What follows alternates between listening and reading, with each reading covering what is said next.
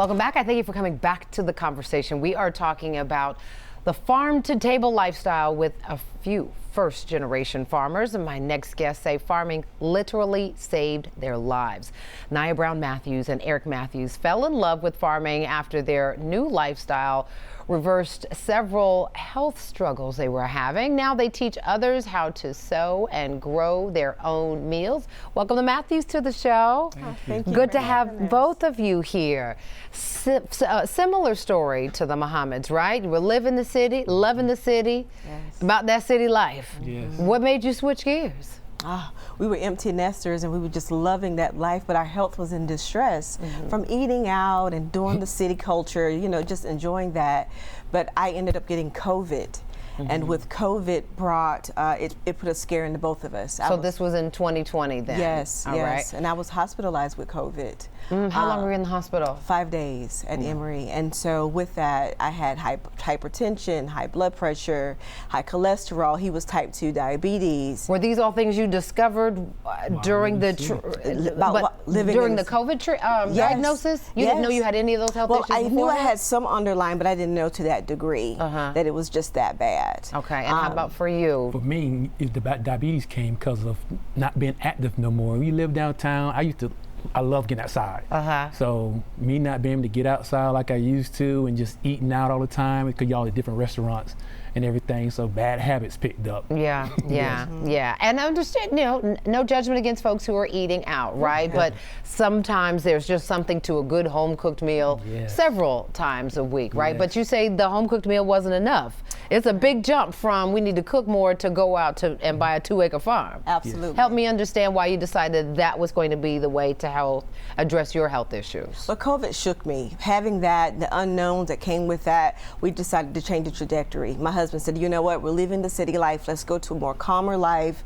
And so he found some property in Douglasville, and it had some acreage on it. And I said, okay, we could maybe just do a little bit of food like lettuces and herbs just for us. Right. It took a life of its own. And here we are, chicken parents, growing our own food. Ladies and gentlemen, let me just be real. That's the first time I've ever heard black folks say chicken parents. I love it. That is absolutely beautiful. And Douglasville being just a little bit west of Atlanta.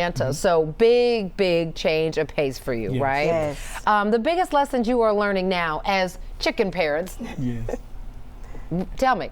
What would you say? The eggs taste different. The eggs sure do taste different. Taste so much different. I think a whole lot of us learned eggs taste really different during COVID, right? It does. It's the best taste. And I named all my girls. They all have names. They all have personalities. And now we share them with social media. So people love our chickens too. And we have a bougie chicken coop with a chandelier. What is a bougie chicken? Tell me more about the bougie chicken. Chandeliers. Yeah, I do. And automatic doors and feeders. And I just wanted to be aesthetically pleasing. So I like those nice things. And so my girls got to have them too. I understand. But people don't know, I do all the building. So guess what? We go through a divorce once a week. Understood.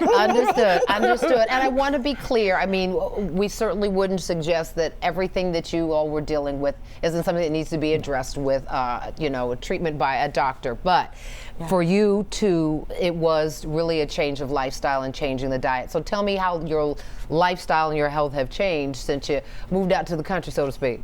I'll say 6 months after we decided to change our lifestyle altogether, we're no longer on medication. And it was connected to our lifestyle and what we ate. So we wanted to have a better relationship with food, and by doing that, I wanted to grow my own. That way I know what goes in it, the resilience that comes with it, like all of it, we were able to bounce back. So everything you prepare now is either comes from your farm or another farmer in your co-op in your exchange? Absolutely. When's the last time you've been in the grocery store? Oh, I don't do that. Don't even go to the grocery store anymore. Everything that you get. For Eric, he's a meatitarian. I call him a meatitarian. Understood. I picked up what you dropped there. We're going to hopefully meet with some farmers who have their own chickens, have their own cows. Yeah. And we know what we're getting. Yes. Correct. Understood. And that for you is the most important part, sort of bypassing some of the processing that happens. Absolutely. And you're teaching others. Yes, we have a micro farm is what I call it, no matter how big or small your space is. But the fact that we were able to be self-taught and do this thing, there's no way I could gatekeep that information. Yeah. So I got to put my people on, teach them how to do the same thing. Yeah. How much fun are you having? Like, do people come out and yes, we've expanded from doing it tour on our whatever. properties to now we collaborate with like people like Brother Muhammad, who has agricultural schools, and we host them at different locations just because it's grown overnight. There's waiting lists to come to our workshops now. Oh, that is awesome. And mental health?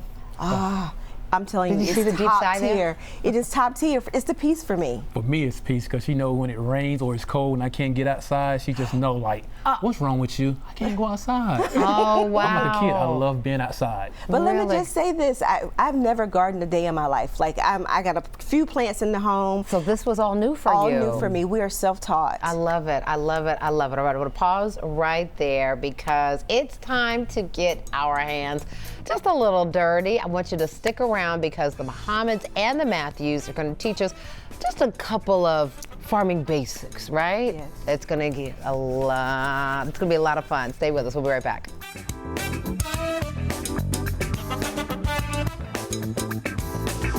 Thank you so much for watching. I really appreciate it. And I really want to thank you for season 3 of Portia. It's because of loyal viewers like you that we keep getting to share this daily dose of positivity all across the country.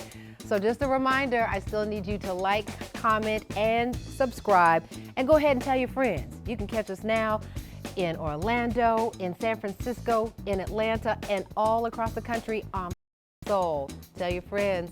We'll see you soon on Portia.